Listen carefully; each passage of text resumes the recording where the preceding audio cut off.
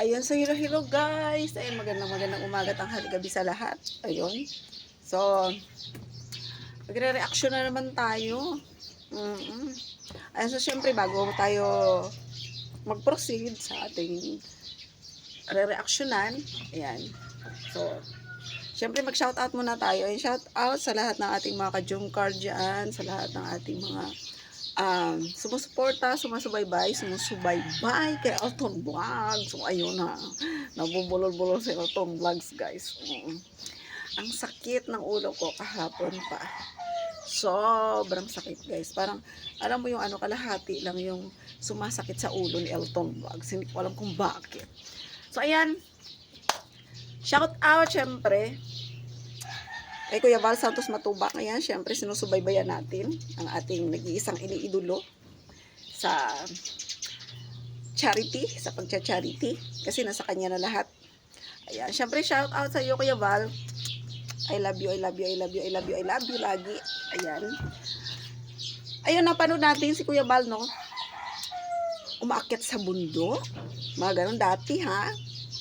Kung saan nagpupunta, aba, ngayon, iba na inaakyat niya, guys.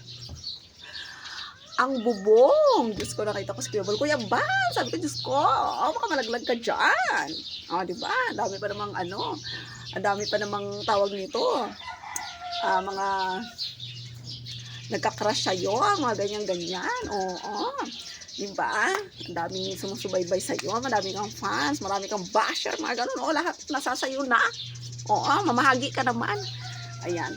So, ayan, umakyat siya sa bubong ni Biancy. Ganon. Oo. Tapos ngayon naman, Diyos ko, susunod naman niya akyatin ang bubong ni Carla. Oo.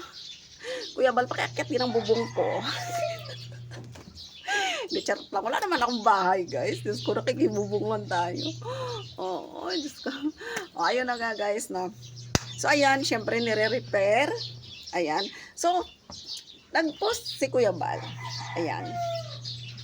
Sabi ni Kuya Val, ang bahay doon ni Carla, butas naman ang bubong, katulad kay Biancy, ganon. Oo, bakit kaya nabutas mga ganon? Oo.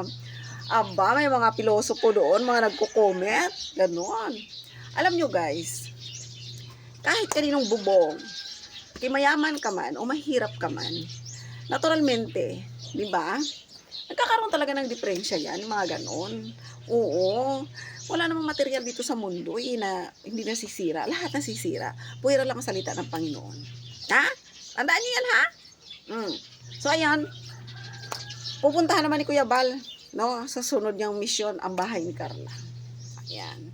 So, tignan natin guys kung ano naman ang diferensya. Kasi ito yun, si Misisi yung gumawa ng bahay. Ayun, si Supermac ba yun? Ha?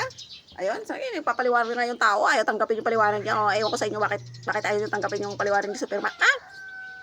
Sabi na, buti pa si GR, gano'n, magaling gumawa, mga gano'n. Huwag niya ikukumpara, pare-parehas lang naman silang karpentero. Kaso lang, may kanya-kanya lang silang idea ba? Gano'n, ha? Babay na! Sige na, babay na!